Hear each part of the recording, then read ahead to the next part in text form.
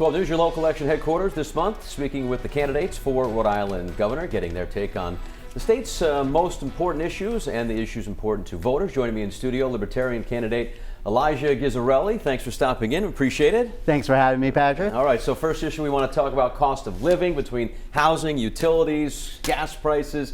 As governor, what would you do to help out Rhode Islanders with these rising costs? Well, one, we got to get regulations out of the way. We just had an economic overhaul when it came to COVID. Small businesses were pushed down. It's really hurt the Rhode Island economy. So we need to get that out of the way. On top of that, we're rising taxes on landlords, and that increases rent. And people don't realize that a lot of times.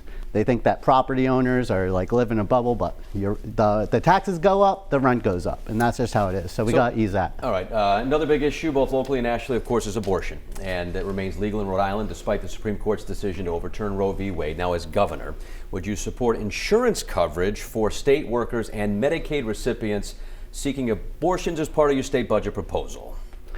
I'd have to think about that specific thing. I probably would entertain that. I'd have to look at the details on it. As far as a governor candidate, I would make sure that abortion is never illegal in the state of Rhode Island. Never illegal or legal? Illegal. Never illegal. Okay. Finally, education.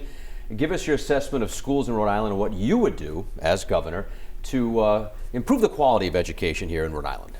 Well, Rhode Island spends a lot on education. I think it's somewhere around $20,000 per student, and that's averaging kindergartners with high schoolers, right? So that average isn't a real average. So let's just pretend that the average classroom size is 20. It's higher than that.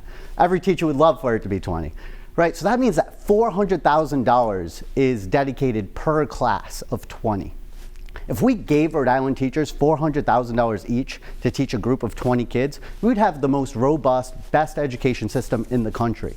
The problem is in the details. The budget is spending way too much on things that don't matter, and then we're arguing over whether or not students should have a lunch that costs $2.12 or $2.35. It's ridiculous.